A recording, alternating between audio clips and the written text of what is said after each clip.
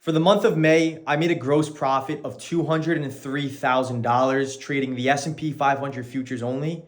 And in this video, it's just going to be raw, unedited, uncutted. I'm going to show you some actual trades that I've taken on my charts. I'm going to talk about things that I just need improvement on. Despite a very successful month, there's always going to be times where you do things really well and things that you might not do that good with. And I want to go over my weaknesses. I'm going to talk about my strengths. That way we can all learn, including myself and all the viewers watching this, something out of it to improve your trades in the future. Now, really fast, these are my stats so far for May. $203,000. I had a 56% win rate, and my average win to loss was about a 4.7 to 1. Average win was around 17,000, and my average loss was around 3.7K. Now, this was I would say one of my better win rate months because it seems like the corrections that I needed to do in April had an effect on what I did in May. If you're all a follower of my channel, you all know April, I went over 18 on my setups at the end of the month. And it was a very tricky month, I guess you could say. And I reviewed my data, and there's a lot of different tweaks that I implemented so far this in May that had a positive effect on my performance. Now, I really want to start this video off just by saying that if you can start avoiding bad trades, your good trades will take care of themselves. What I noticed and really what I worked on this month, and I attribute this to the 56% win rate and all the success, was I cut out stupid trades. I cut out bad trades. I cut out trades that I knew before I took them that these were not going to work out too well on me. And I think this is a very important concept to really dive deep into. And I want everybody watching this to relate, be vulnerable, and know that you need to do this if you want to see a difference in your trading, is just cut out bad trades. The main objective in the market is to identify patterns, and everybody has their own patterns on what it is they want to look out for. You know, I'm going to show you the trades that I've taken, and a lot of them have to do with low volume nodes. I'm going to show you like actual live video breakdowns of the setups and everything. But a lot of my setups had to do with low volume nodes or something with volume, and I have specific volume patterns that I look for. And I think it's very important for every individual trader to identify and know the type of patterns they need to see before they open up a trade, or the pattern that's necessary to visualize on the charts that enables them to click the buy or sell button. When you do this, it forces you to only take good setups, and in result, the good setups will take care of themselves, but most importantly, you'll stop taking bad setups that should have just been completely avoided. And it'll force you to be more patient to wait for a really good setup. There are plenty of times this month that I've sat very patiently, missed opportunities that I would normally take that would result in a losing trade because I thought something was going to occur. Instead of me taking them, I sat on my hands and said, Carmine, it's okay if I miss this move because maybe 5 minutes from now or 10 minutes from now, there's going to be a better setup. And me being patient, missing a move that I thought was the better move, enabled me to wait for the better move and take a really good high quality setup. So the main objective that I've been working on and again implemented so far in May, and then the thing that I want everybody else to implement is cut out bad trades and start focusing on the good setups. Now, everybody's going to be able to define a good setup differently, but I think it's very important to understand that our job as traders is to not create opportunity, instead locate opportunity. Our job is to not guess where the market will head. This month, I did no guessing. I did no predicting. Instead, I just reacted. I knew my setups, and when my setups appeared, I knew I had a higher probability of the market moving in my direction. Did I know I was going to make money? No. But I knew the market had a higher probability of moving in my direction, and I knew the risk was in my favor compared to the reward.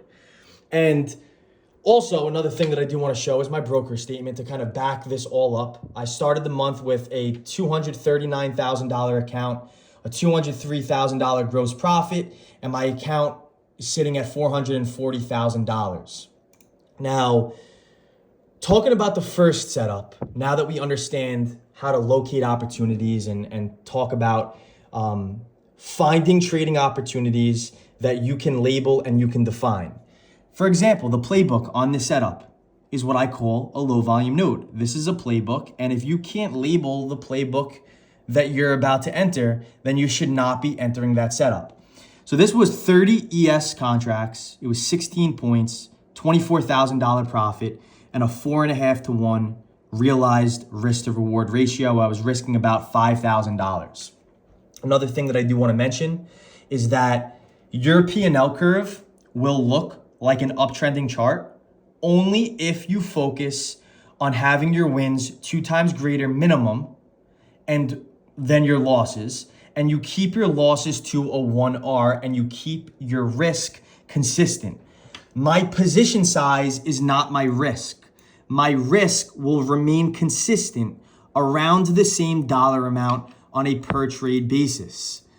So this setup was very, very simple on the S&P, and I put all the attachments here so we can see this a lot better. So the market opens up, we hit this level of supply, and the market rejects this very well. And also, I just want to ask you all, midway through this video, do you guys like this format? I'm recording just simply with unedited, no cuts, just raw, kind of POV style, like me and you are in the room and I'm talking to you directly. Let me know in the comments below if you like this. But here we rejected the level of supply and the market sold off.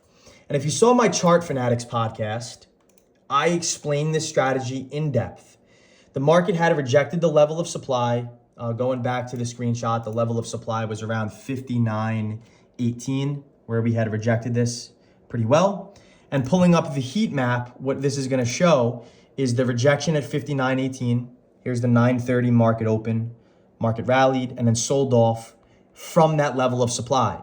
On this sell-off to the downside, we formed an area of what I call low volume. The idea is that sellers are factored in and sellers are present at this level of supply. The market has now sold off, and on the sell-off, we formed, based off the order flow, a level of low volume around 59.12 to about 59.16, 17. It's an area where the volume distribution is significantly lower. We kind of have like this valley of lower volume compared to volume that we saw previously. And this becomes then a level of interest. And going over the plan that day, what I was watching for was a rally up, an impulsive move into 59.13, 59.17, which again is that area of low volume, where if it rejects, I would play short. And this is the reason why I'm showing you all this, is because this is the playbook. This is me being able to define and say the type of setup that I'm entering before I enter it. And this is, again, crucial that I think not a lot of traders do. And I'm a victim of this as well, that some of my worst trades, and I'm going to show you my losing setups and mistakes that I've made in a few minutes here. But some of my worst trades are simply not being able to define the playbook or the setup that I'm entering. And this is due to my impatience of me thinking that I'm going to miss out on a setup because the market's moving. And in reality, if I just wait for a good opportunity like this one that I'm showing you all here, this is where I will make the money consistently in the market. And this is what I've done so far in the month of May and so far in the month of June as I'm recording this. So here's our level of interest. The market impulsively rallies into this, and I find an entry short as the market's rallying up. Now, pulling up the attachments again, what we're going to see here is the area of low volume, 59.12. This is, again, after the market rejects that level of supply, area of low volume, and there's 2 key rejections. And what's important here is the first rejection, which is this first green arrow right here. We see a yellow/red line, which just indicates there's a passive seller at this 59.12 level of low volume. A few minutes later, 30 minutes later, the market pops again into this. And look at the selling volume as the market is moving into this level of low volume, just simply indicating that a seller is reloading and a seller is defending price. With this confirmation, I am shorting the move into strength. A lot of people will see this chart and they'll be like, hey, this is very, very bullish. But when you combine the context of the supply level rejecting, the level of low volume also rejecting, And going into the order flow, you can see as we come into 59 and 13, there's yellow lines, which indicate, again, passive seller, passive seller, passive seller, passive seller. Looking down here, the selling volume increases around 10:33 Eastern time. We see a lot of red aggressive selling, and this is my confirmation to take the market short. What it looks like on the candlestick chart is this right here. Again, in these moments, this looks bullish, right? Higher highs and higher lows. In this moment right here, this looks bullish. A double bottom was just put in. The market's breaking above this resistance level. Same thing here, right? This thing looks primed for a breakout, but when you dig deeper into the order flow, you see these three rejections at this level of low volume. I take the market short and I take profits into the lower day, as majority of my targets come from lower days or higher days. So that was the first setup. Again, this was a 4.5 to 1 risk to reward ratio. I was risking 5,000 to make 24,000 on 30 ES contracts. Don't look at the dollar amount. Instead, look at the points compared to my risk. If you risked $500, you could have made $2,400. If you risked $50 and maybe you traded only one E-mini contract or maybe one micro contract, you could have made $240 on $50 worth of risk. So look at it in terms of position size relative to the risk. It's another trade that I took. This was May 13th. Same exact thing. My risk was around $5,000. This was a 5 to 1 risk to reward ratio and a $24,000 profit. Again, trading 25 ES contracts. And similarly, this is the low volume node playbook that I keep explaining and having a lot of success with recently in the current market conditions. And what we're going to see here is the market rallies up and we form this level of low volume around 58.73 where the market pulls back into this and I get an entry long, taking profits into strength on the rally up. Now let's talk about how this level formed.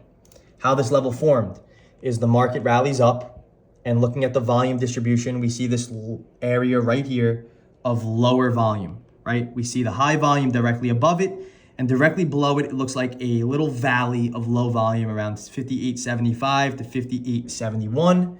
And we mark this as a level of interest. Now, this is also what it looks like on the depth of market, an area of lower volume. You can see it on a DOM. Any volume profile tool, you can see this. The market then pulls back into this aggressively. Here's the low volume node, and I get an entry long here, placing my stop loss under this level, looking to capitalize on the upside rally up. Long 58.74, targeting a 12 to 26 point rally to the upside, only on 4 points worth of risk. The buying volume was significant, and we were watching a pullback into the 75s to 70s, which again was that level of low volume.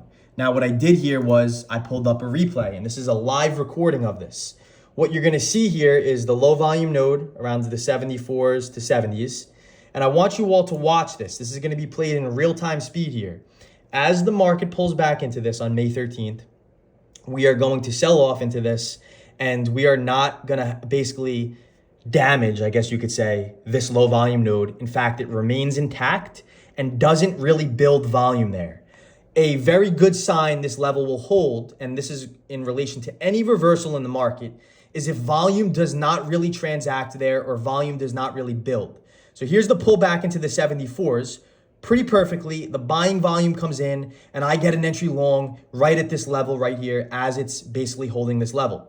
The point of this replay here is I want you all to watch before the market pulls back into this. We see the area of low volume. As it pulls back, watch it not even transact much volume there, or it doesn't even spend much time there. So we sell off into it and we immediately bounce and immediately reclaim back above this without building volume at this level of low volume. It basically did not transact much there, spend much time there, and there's an immediate responsive reaction to this low volume node, indicating this is a very, very bullish sign and a good chance it will hold and a good chance of a market reversal. And then all the strong buying comes in there directly after that. And I was able to capitalize on that long.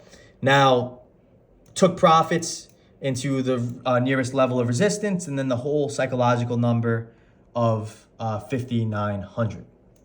Now, something I also really want to talk about here is you see this P&L calendar, and I took Total of 29 trades this month.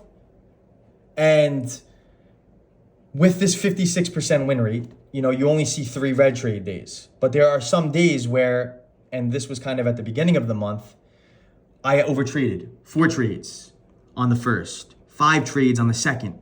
And then zooming out for the rest of the month, I basically had some of my best days where 1 trade, 1 trade, 1 trade, 2 trades, 1 trade, 1 trade, 1 trade. I overtraded these 2 days. And the point I'm trying to get here is risk management is everything. If you look at this day on May 1st, I had 3 losses and only 1 win at a 25% win rate. Look at my first 3 losses on the day, 37, 22, 33. And then look at my last win on the day, $25,000 profit. And this was just a level of supply the market had rejected, capitalizing on a sell-off. But as I started this video off, you all remember how I started this video by saying, take good setups. If I were to show you the first trade that I took on May 1st, which resulted in a loss, I couldn't tell you why I took this trade. There's no playbook behind it. There's no reasoning behind it other than I wanted to see the market go down.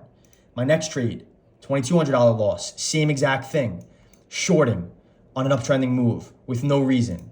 The next trade, $3,300 loss, shorting the uptrend with no valid move. The next trade that day, waiting for the market to come into the level of supply and then shorting it. If I just avoided those first 3 earlier trades, May 1st would have been a significantly larger winning day. My win rate would have been higher, and I wouldn't have had to sit through 3 losing trades to start that day. So the point I'm trying to get here is no matter with what strategy you use or what system or what way you confirm your setups or anything, you will lose. So you have to be able to control what you can control. The only thing that we have control over, there's 2 or 3 things that we have control over in the markets. Number 1 is our plan. Number 2 is our emotions. And number 3 is our risk. Start being able to control what you can control and stop trying to control what you cannot control. We can only control our plan if we follow it, if we even have a plan in general. We can only really control our emotions. If we start seeing fear or greed creep in, we know if we just follow our plan, we're going to be fine. And number 3, we can control over our risk because our risk will be predetermined before we enter the trade. And I think that is very, very significant. Now, really fast, I want to show you my last setup, which was on May 22nd. This was my biggest trade so far year to date. And this was different than a low volume node. This is a different type of playbook. And I want to pull up the arena playbooks. This is kind of where I recap all my trades based on confirmation signal. And what we're going to see here is I'll put the replay following this video. But what we're going to see on this trade is the market's going to break the previous day's low. And as it breaks the previous day low, which is sitting here at 58.48, as it breaks the previous day low, the market has these bids sitting here, these lines, kind of similar to what I showed you all earlier. This is different than a low volume node strategy. This is just simply trapped sellers. The market's going to aggressively break this level. And as we break the previous day low at 58.48, there's going to be a flux of aggressive buyers and trapped sellers. We can see the market sold off. 58.48 is the previous day low. We break it, these buyers, which are these lines, get filled, and then aggressive buying, which is denoted by the green bubbles, comes in. And this is where I was able to catch the market long on this day as it broke the previous day low, catching a long, taking profits above the high of day. And if you look here, look at this risk to reward. It's about an 8-to-1. Same risk. My risk is going to be consistent for all the setups. And the massive setup on this. Just following, again, like a simple strategy and a simple concept of reading the order flow and identifying large buyers and sellers. So let me know if you guys like this concept of video. I'm just recording off my iPhone. It's unedited, unscripted, and you can kind of see the POV style of the trades instead of a screen recording of it. Let me know if you guys like this format. I kind of feel like it's more personal to everybody. But if you're new to my channel, hit that subscribe button, drop a like on this video, and comment if you have any questions. Peace out.